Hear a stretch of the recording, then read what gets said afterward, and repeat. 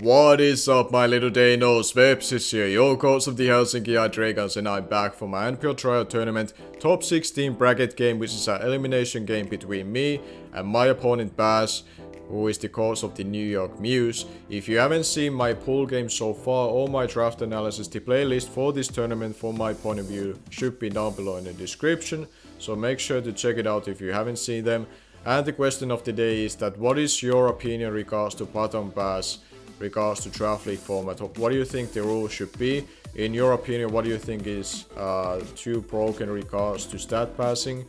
And anything regards to that will be the question of the day. You're gonna be noticing why this is the topic for this time around. But now let's go through what my opponent has actually drafted for this tournament and what kind of roster he was able to go throughout his pool games with 4-1 and plus 10 differential, comparing to our 4-0 and plus 19 differential. I do want to mention that the reason why I only have 4 games played is because what I mentioned on the end of the last video, which was basically that the last game between me and Frost wasn't able to be scheduled at the time after the deadline has already been gone through. So I wasn't able to have the last game, but we are sitting still at 4-0. We didn't get a forfeit win or loss regards to it, so that's why you see a difference between our amount of games we played. But the Vepsis roster, what he's drafted and what I had to prepare for is gonna be as follows. He has drafted himself Victini, Suicune, Komo, which is one of his C captains, Sylveon, Nidoking, Raikou, Mega Aerodactyl, Resistil, Sneasel, and Lurantis. So that is his team. The last 2 C captains besides the Komo are going to be the Sneasel and Lurantis. And as a reminder, my C captains were Tapu Koko and Incineroar respectively. So this is the matchup what I had in hand. Going to this game, I'm gonna be honest, this is by far the hardest matchup for me, matchup wise for me to deal with. Purely because that he has Mega Aerodactyl. That is one of the hardest mons throughout this tournament to really deal with. Defensively wise, considering its speed tier being 150, considering the coverage what he has, plus the tough class ability, it's very hard for me to deal with because it gets access to Earthquake to pop my water type and my other things which are weak to it. It gets access to both Fire Fang, which is boosted by Tough Claws. It has access to Fire Blast and Flamethrower to hit even on a special side if it chooses to. And it also gets access to things like Ice Fang to hit my ground type being Gliscor as well. So it's a very hard mod for me to deal with, by far the hardest one in this matchup, and so far what I had to deal with throughout this tournament, even comparing to Terrakion for example, I feel like Mega Aerodactyl is a bigger threat to me. And besides that thing, he has some other things that I do have to be cautious of as well, and not be too overly focused on that one threat, which is the biggest threat to my team. Like things like Victini, I expect it to be special, but I have to respect the physical set as well. And with the coverage what he has and what the items he could potentially run it's very hard for me to completely know for sure what it's gonna do, so I have to be very cautious with it when I'm facing it, because I don't also have a very proper pulsory trapper to eliminate it from the game. Komo with C captaincy is a huge threat, either being a Dragon Dash or Totemize setup. Nidoking is a very hard wall breaker for not only for other teams but for my team as well, of course, to deal with it. Raikou I can see also coming, because besides Nidoking, those two can deal with my Tapu Koko defensively and offensively wise decently, and also with my Mega Pidgeot as well, and potentially my Lola Raichu as well. So those are the kind of the biggest threats towards me. And then he has also some really solid bulk between Sylveon, Suicune and Resistil as well. And those are kind of the ones what I really emphasized my building on. I'm not losing too much sleep if he brings either Sneeze or Lurantis, because I feel like it's gonna be better for me if he does bring them, because then he doesn't bring the other threats, both offensively or defensively wise, which I would be afraid of. So that's the kind of the thoughts of the match, so what I was really afraid of going to this game. And the mod what I decided to start off this team build is going to be Tapu Koko, which you're gonna be seeing that it's gonna be actually a Choco Berry set this week, with Nature's Madness, Thunderbolt, Dazzling Gleam and Roost. Modest Nature, enough special attack to make sure that the Mega Aerodactyl spread what I expect him to be able to run versus me will be 100% awkward by Thunderbolt, even from full. and without him, if he has more HP than that, then once I get stealth rocks up, then it doesn't even matter if I don't have full special attack investment. I should be always to be able to deal with it 1v1. And then I have the Shaka Berry to take earthquakes from Mega Aeroduct to primary, or if needed to from Komodo and pop them back in return. And then we have enough speed to make sure that the speed creep, what I expect him, Raikou and Sneasel to be having versus my own roster, I outspeed them by 1 point. And the rest I added on bulk, because I do intend to utilize this as a switching to Suicune as well, because I have the reliable recovery, and this basically prevents Suicune to have enough free turns to start setting up with Sub-Calm Mind protection shenanigans. So this is kind of my way to also deter that thing and shut it down. And because I electric terrain, I do also know that the rest on Suicune should be easily to be dealt with, and don't really expect him to run it because of that, because I have the Tapu Koko on my team, and I would think that he knows what that actually means for his Suicune sets, what they can run efficiently and what they cannot. And the next mod what I'm gonna be bringing is gonna be the mod what I actually build around this team, but I put it as second member of my team. I wanted to build the Tapu Koko set first, because I knew that I also wanted to bring it 100%.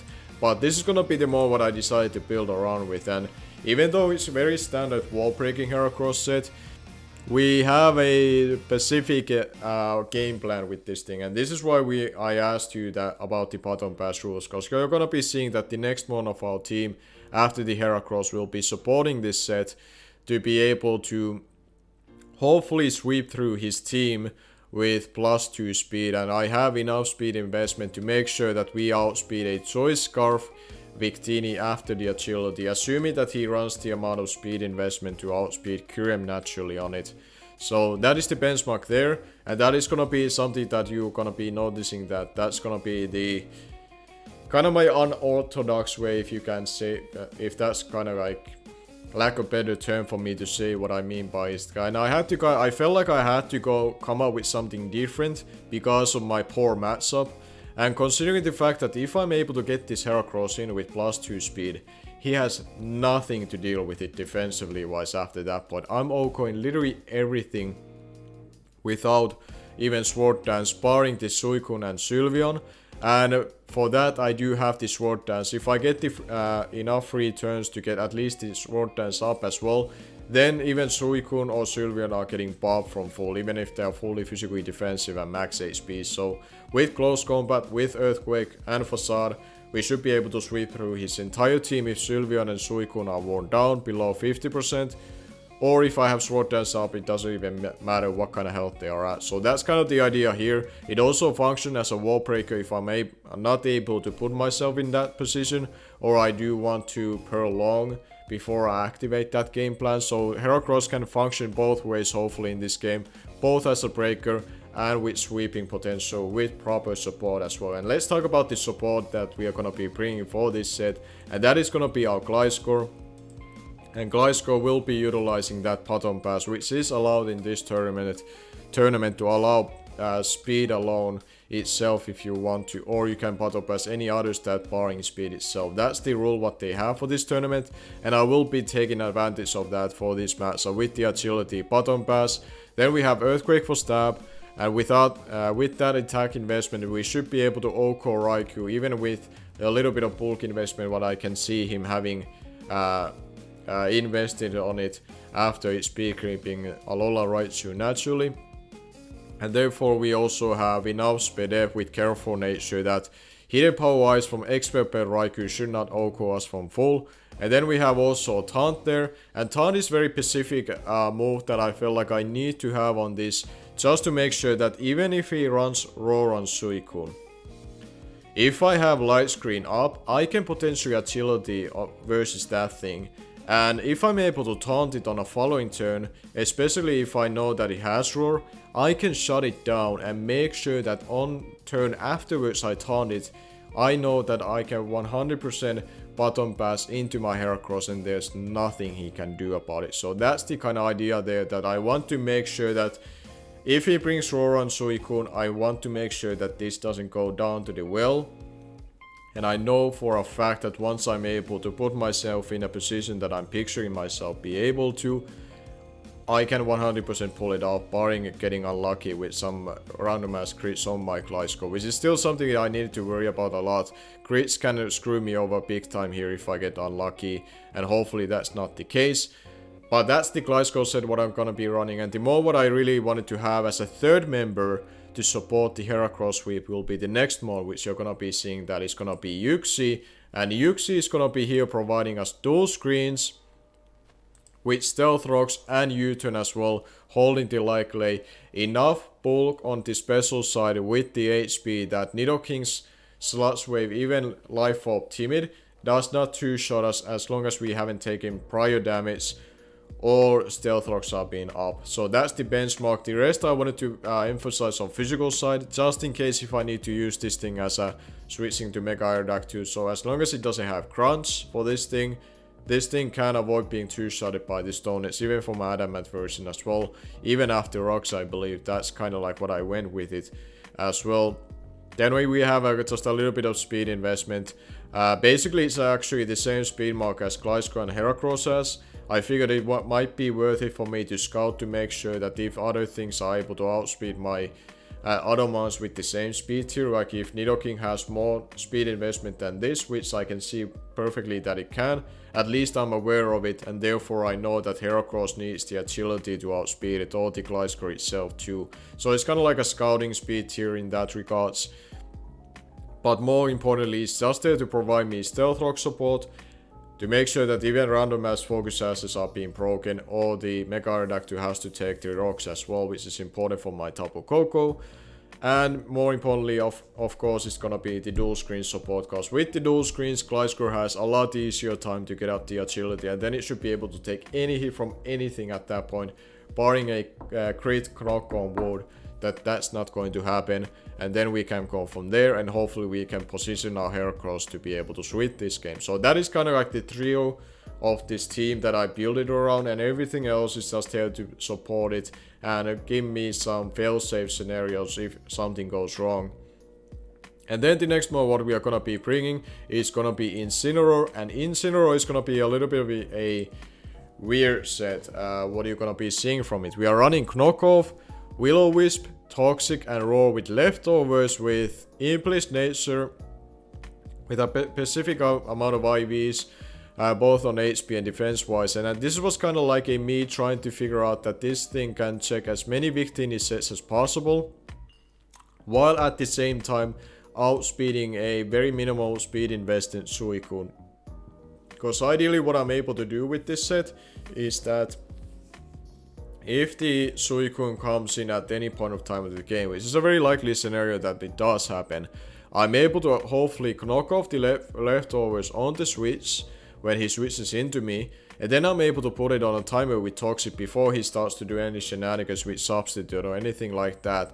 And off the chance he's faster than me, or I miss the Toxic, I can still phase it out with Roar. So I'm pretty much covering all the worst case scenarios with what he can abuse this thing with. The same goes with Komoro as well, that if he's trying to set up versus my Incineroar, I can always phase it out and not worry about it and not try to run any kind of coverage to prevent it. I also have the Will-O-Wisp there just in case if I prefer clicking Will-O-Wisp over Toxic.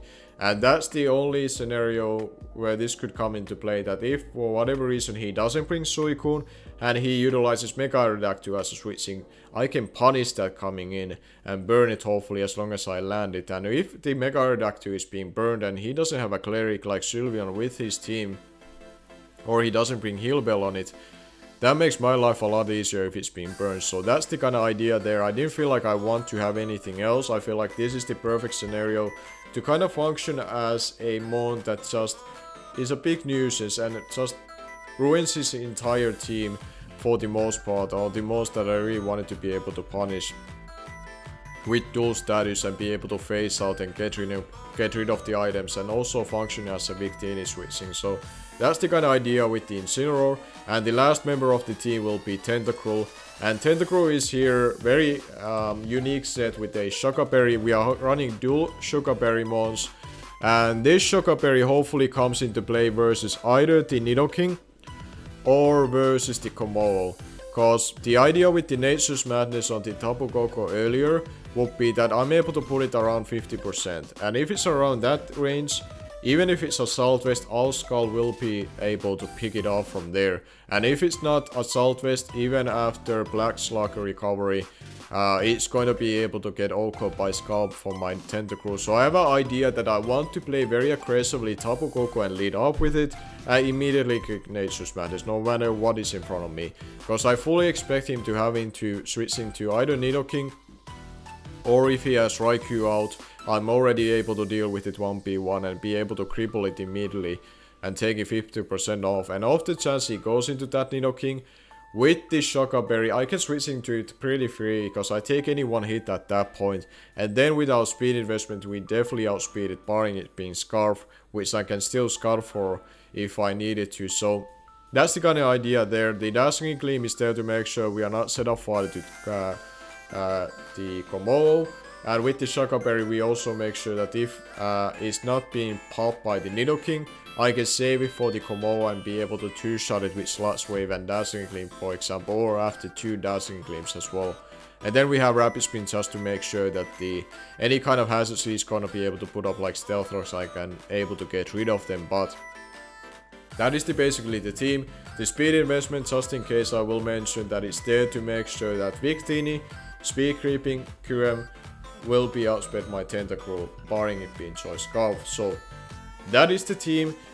A little bit longer than usual, but I wanted to make sure I do emphasize on explaining the thought process behind it, because I put a lot of thought into it. Hopefully you enjoyed it, and hopefully you're gonna be enjoying even more this epic game what we are gonna be having. Win or lose, this should be a good one, so give me a couple of seconds. Alright, we are back with the replay. We are gonna be seeing that Bass has decided to bring Mega Aerodactyl to Victini, Suicune, Lurantis, Nidoking, and Raikou. And besides the big four what I thought he would be bringing, being the Mega Aerodactyl, Victini, Nidoking, and Raikou, the only surprising move what I see would be the Lurantis. I did expect it to be something else potentially what he had on his roster, but it being there right now, going into this game, I thought that okay, that is gonna be his hazard remover with default over something like Mega Aerodactyl, for example. So I figured that okay, if I'm able to eliminate that thing as quickly as possible and make him think that it's the least valuable member of his team, hopefully that's gonna help my game plan going into this game, with having Stealth Rocks and dual screen support to come into play even better once his defogger is being gone. So that's gonna be something that I'm able to pull it off as quickly as possible. And my lead for this game is, I basically decided even before the game started that I'm gonna be leading with my Tapu Koko, and most of the time I should be clicking Nature's Madness depending on what I see in front of me. So that is gonna be the lead of choice I'm gonna be making, and now let's go see that what my opponent decides to lead with and how this game turns out. He's gonna be leading with his Victini, as I'm gonna be leading up with my Tapu Koko. And here I'm gonna be showing big kahunas here with this play by staying in and go for the Nature's Madness, because I fully expect him to expect my Incineroar to come in. And considering how many mons he can bring in and take advantage of that, I knew that he has to click U-turn. There's no way he doesn't. And I'm gonna punish for making that prediction. And I'm putting this Nidoking immediately to 50% of health. And it's gonna reveal to have Black Slug. And because of my Shaka Berry and my Tentacruel, I dedicated myself to make this aggressive switch, which might seem odd from the get-go, but it's gonna pay big dividends for me. With the Shaka Berry, I knew I can take any one hit, and considering that he also went for the Toxic, predicting potentially my Yuxi to coming on, that gave me a completely free turn, and I was like, okay, this is going great already. The aggressive plan what I have right from the get-go is paying off, and now I go for the safe Skull, cause at worst he switches out and I get a Skull Burn on something like this Suicune. At very best he would have stayed in for whatever reason. I killed it with a Scald on that Nidoking. But now he swapped into his Suicune. I did not get the burn, thankfully actually for my behalf, so I can potentially Toxic it later on with Incineroar if necessary. And here I swap into my Tapu Koko, taking any one hit as best as I can with it, considering my bulk and having reliable recovery. And this also deters Suicune to be able to do any kind of shenanigans set with the Wincune set or whatever he could potentially run with it, and what I had to respect still. Now I swap into the Incineroar completely, knowing the fact that this thing has Contrary as ability, which does come into play, but I was expecting him to click Leaf Blade or Knock Off considering what I had in front of him or what kind of switches I considered that he would be doing. But either way, I do not get punished by anything like that, and there was no way he was clicking Superpower. It didn't make any sense for him to click that in my eyes, so I was willing to make that aggressive play as he made his double into Nidoking. And here, considering that how I played at first versus the Nidoking with my Tentacruel, I was like, you know what, I'm gonna play my this time around into Yuxi, expecting him to expect me to do the same thing all over again, and I got that one right. He went for the Earth Power, and I get Yuxi in for free. And then I get my Stealth Rocks up, and here I'm gonna go for the U-turn as the Lurantis came in, get a little bit of chip off, able to tell that he is max HP, most likely therefore telling me that it's Spedef wall instead of like a physically defensive wall obviously. And he's gonna go for the Defog, which I fully expected he's always forced to go for when I get the rocks up. So this gave me a free switch into Tentacruel. And considering what he has on his team, when you look at it, he may not feel as comfortable switching into this thing, and thankfully he feels like that and stays in and get a massive Sludge Wave off on this Lurantis. He could have also expected me to make a double, but I wasn't. I was just prioritizing to hitting this thing, and thankfully Lurantis is the first one going down from his side of the field yet again. I say this thankfully because that is his Defogger gone, which means that Stealth Rocks will be up once I get them back again from his side of the field. And hopefully therefore the Light Screen and Reflect from Yuxi will be there to stay for the all 8 turns what I have them for whenever I get them up. Now he brings his Mega Reducto in. Like I said in Team Builder part, I don't have switchings for this thing. So I had to let go Kenny already after he got his first kill. So I'm sorry Kenny, but it had to be done. Now I go to Coco. Now I'm not gonna be messing around and making a weird ass plays. Now I go for my best and safest play. Because even if the Nidoking comes in, even if he now predicts the Yuxi being my primary switching goes for the Toxic, I'm okay at this point of time. Because now, either way, I want the Yuxi to come in. I want to get the Stealth Rocks and potentially already go for the game, depending on how turns turn out, because now I should be able to get the Stealth Rocks first, and then I get up the Light Screen on the following turn, no matter what would come in or if he stays in with the Nidoking for whatever reason. As long as he didn't have Taunt for whatever reason as well, which I didn't think he would have room for. So now we get up the Rocks as he goes into Suicune. And now I was like, okay, I'm gonna get my Light Screen, and I have already potentially a scenario that I can play these few turns in a point that I can potentially switch into my Gliscor, even risking a Scald coming into my play because of the Light Screen. And I don't really care about it burning me, because I don't really need the Poison Heal to be activated based on how I'm gonna use the Gliscor. So after I got this, I'm gonna go for the U-turn. I'm gonna go into the Gliscor, because my idea here was that I take 2 Scalds as I go for the Agility, then I go for the Taunt, and then I can Button Pass on the third one and be able to take those hits. But he expected me not to make this kind of crazy ass play to go into Gliscor, which is completely fair from his behalf. So he clicked Roar, I guess just to burn out these Light Screen turns. And he forces out me to go into Heracross, and I was like, okay, I'm not gonna stay with my Heracross, there's no point of doing that. And I kinda was like, okay, I'm gonna actually take the long route then if this is gonna be the case, and I'm gonna go into my Tapu Koko, which is my dedicated way to deal with this Suicune 1v1 if necessary, as he rolls me out again, and this time to my Incineroar.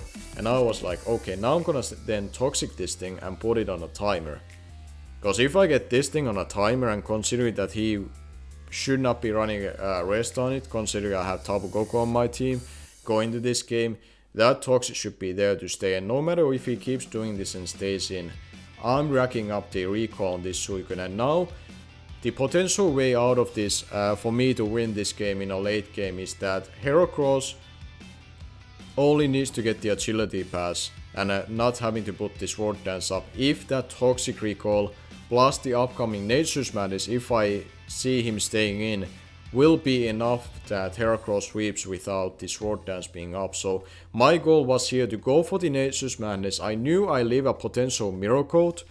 I punished the Suicune in a range that I needed for my Heracross for the late game. And it also punished the Nidoking potentially coming here.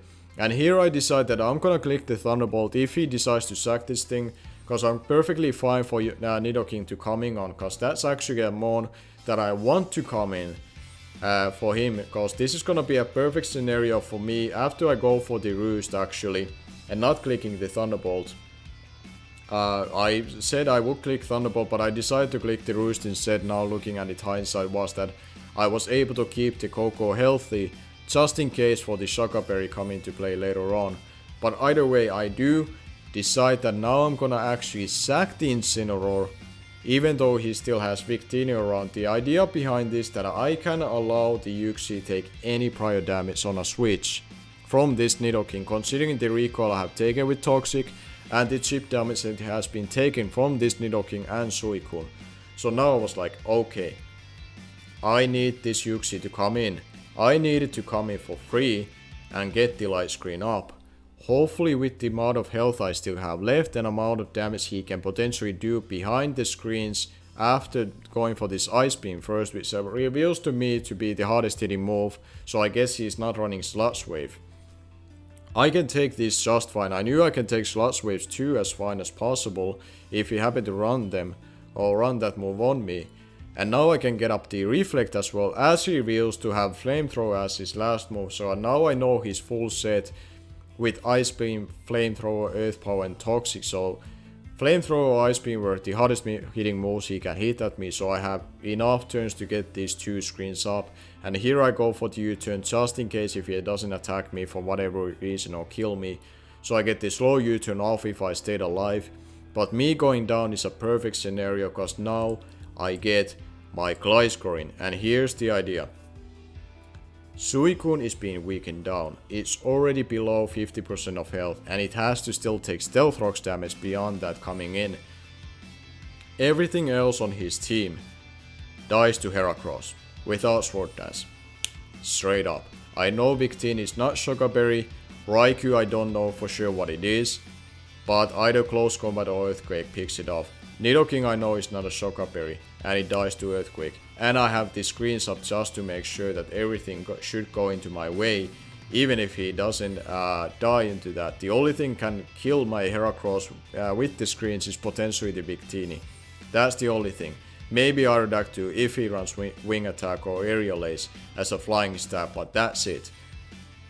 Now, as long as he doesn't crit me with this upcoming Ice Beam on my Gliscor, I get the agility up and I can Bottom Pass it. This is the only way for me to get out of this game. If something goes wrong for whatever reason with me being unlucky or he makes very aggressive plays to pretend this to happen, I lose. If I pull this one off right and nothing happens to punish me for it and I get unlucky, I should win. As long as nothing in that regard doesn't happen to me and I can pull it off. So I go for the Ice Beam. I lived the hit. I was like, holy shit, this might be it.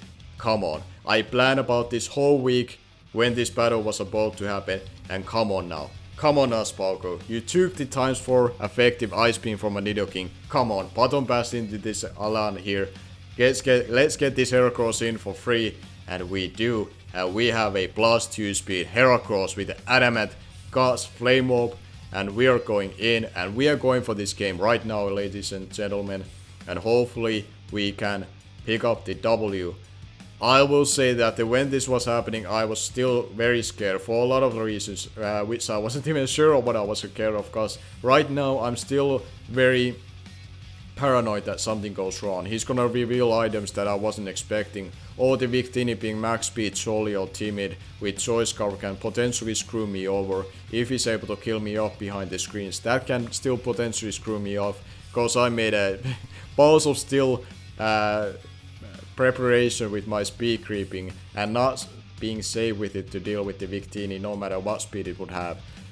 Now he goes into his Raikou. I was like, okay, I'm gonna click Close Combat because Suicune already activated pressure ability. I don't want to be in a scenario that however possible I will be running out of earthquakes. He goes for the protect. He reveals the leftovers afterwards that. I was like, okay, now I can go for the earthquake. I know he cannot switch out at this point. He cannot switch out into close combat potentially, and I pick it off, and that is another monk going down. 2 months for Heracross so far being able to pick off, but 3 more to go. Come on, Alan, you can do this. Come on, we need this win. This is gonna be one of my favorite wins in my career, considering the game plan and considering the matchup. If I can pull this one off. Mega Aerodactyl coming. That thing was spooky as hell to prepare for. Thank God I don't need to deal with it. It's out of my sight. Out of my sight. Get back into the extension. Back into the first generation. I don't need to see that spooky ass bird anymore. Or whatever dinosaur thing it is. That thing is gone. My fighting bug type Heracross took that thing down with a close combat. And now the Victini comes in. And now I'm like, okay, I know your Scarf. Don't be max speed. He's not max speed. I was like, fuck yes. We are earthquaking that thing down, and now Nidoking is the only thing left. I know what item that is. I know Earthquake is killing, and this should be good freaking game to bash. And we are moving out to the top 8, and you have no idea how happy I was that I'm trying to emulate in a post commentary, but I cannot even express right now how happy, excited, and relieved I was that I was able to pull this one off. I don't usually have to go this kind of route. Usually I'm able to find easier ways to win the matchups than I'm able to win. And as long as I don't screw them over myself, or something else happens, or my opponent just happens to play better than me. Me being able to win like this goes down to one of my favorite wins, at least very recently. Especially considering that this is a must game to win scenario like it is for this tournament. That me winning this means that I move on to top 8. Bass unfortunately losing this means that this is his end in this tournament. But hopefully for his sake I do hope that he does make to the NPL regardless. Maybe to just minors. I really hope he does. For his sake. Yet again, good game to him. Make sure to check his channel out as well and check out from his point of view, cause he has already uploaded this battle, and he uploaded also team builder for this game. So I do want to recommend you guys who are watching that, go and watch it. It's definitely always worth and see from his point of view as well this game, and see his thought progress as well going to this game, and what was his game plan to win, because he had a very cool sets and ideas what he had. And of course I guess if you enjoy from seeing this same exact scenarios happening from his and how he thought about it, if you're interested enough, it's definitely worth to check it out. But this will be all for me. Thank you yet again for watching. Make sure to check the playlist down below in the description, or one of these popping up icons where I'm popping up the most recent videos from my behalf, which were the last 2 pool games I had.